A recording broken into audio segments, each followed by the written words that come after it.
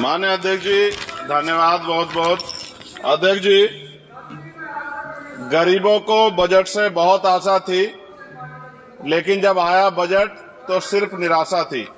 मैं अध्यक्ष जी शुरुआत करूंगा माननीय काशीराम साहब के उस नारे से, जिसकी जितनी संख्या भारी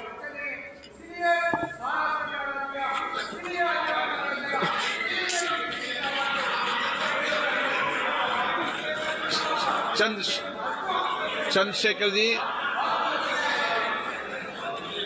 अध्यक्ष जी धन्यवाद। अध्यक्ष जी, गरीबों को बजट से बहुत आशा थी, लेकिन जब आया बजट सिर्फ निराशा थी। मैं अध्यक्ष जी शुरुआत करूंगा माननीय काशीराम साहब के उस नारे से, जिसकी जितनी संख्या भारी उसकी उतनी हिस्सेदारी। सर, टोटल बजट से शेड्यूल कास्ट शेड्यूल ट्राइब को 2024-25 में 3.43% मिला था सर, जबकि आबादी सर 22-25% करीब है। इस बार सर शेड्यूल कास्ट को 3.33 यानी कि 3.33% पिछली बार से कम कर दिया। ऐसा लगता है सरकार ने हालत सुधार दी SC/ST की, जबकि धरातल पे क्या हो किसी छिपा हुआ नहीं है सर।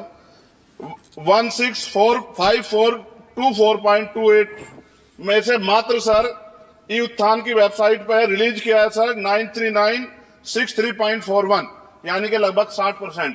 तो पैसा तो है सर, मगर वो रिलीज भी नहीं कर रहे। तो ये सर साइट पे है, ये भी आपके सामने रख रहा हूं।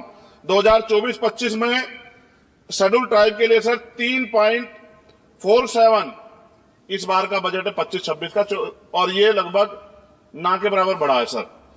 Teaching learning and result for state में सर पिछली बार 210 करोड़ था, इस बार घटा के 145 करोड़ कर दिया गया sir. PM Shri school sir, स्कूलों के हालात बहुत खराब है। मैंने पिछली बार कहा कोई बड़ी घटना घट सकती है। 24-25 में 1220 था, मात्र 1% की बढ़ोतरी की 1310 करोड़। PM पोषण में 2512 करोड़ था, इस बार घटा के 2500 करोड़ कर दिया।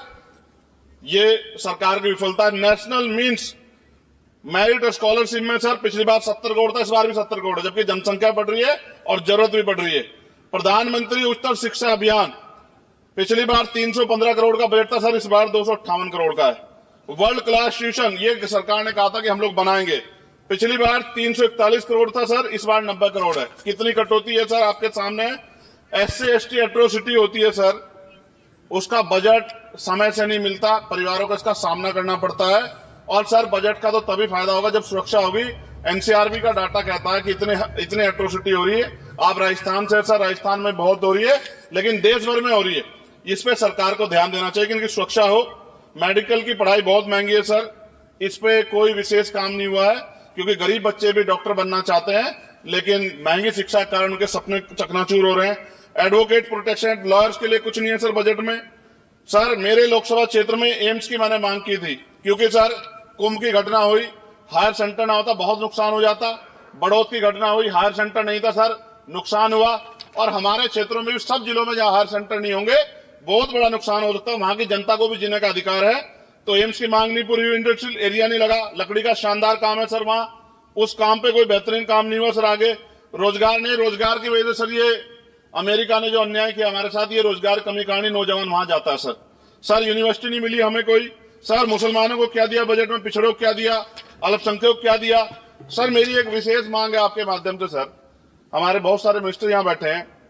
हम देश में सुरक्षित इसलिए हैं कि बॉर्डर पे हमारी सेना खड़ी है।